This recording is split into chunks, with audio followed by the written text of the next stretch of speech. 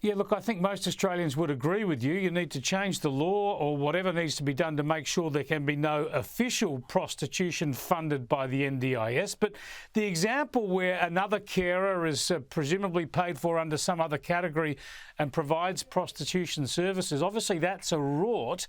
But if Jonathan Lee and Sky News were able to uncover that, it's an insight, isn't it, into how easy it must be to rort the system overall, to pay people for one service but get something completely different.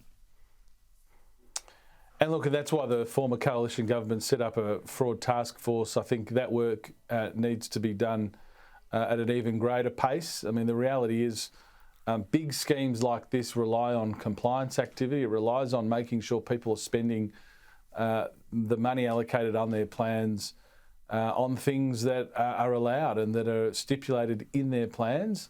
And the only way you can track down that fraud, Chris, is if you have rigorous compliance and if you have penalties for people ultimately who deliberately and fraudulently break the rules. So the minister now has been in the seat for 6 months, Bill Shorten. He's done nothing about this. He's said a lot. He's diagnosed a lot of problems, but no solutions. And at the end of the day, for a scheme like the NDIS, its long-term viability and sustainability is going to be partly rely on ensuring that the money is being spent on what Australians would reasonably expect the NDIS to fund. And again, prostitutes, spending it in brothels, that is not what I think the vast majority of Australians thought that they were signing up to when the NDIS was established, and the minister should stop it today. Now, the problems that we're seeing unfold were not unexpected. As soon as you set up a big national scheme like this, everybody knew it would be open to rorts. You've got to police that very, very carefully. The other problem, though, that was always going to occur was how you allow people to qualify, and especially given it's the federal government's program now, the states might be trying to shift more people onto the federal program, the NDIS. Now, Bill Shorten has been saying that's a problem now. How can you be tough enough to sort of stop so many people coming onto the scheme, especially if it's the state governments that are trying to push them onto the NDIS?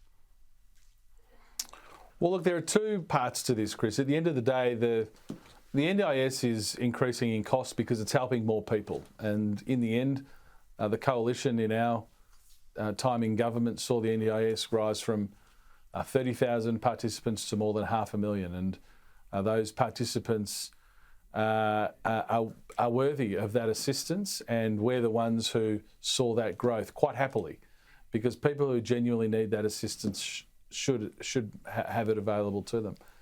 The issues that you've described with the NDIS go back to its formation, when Bill Shorten in the Gillard government was negotiating along with Julia Gillard with the states, and the states had them over a barrel.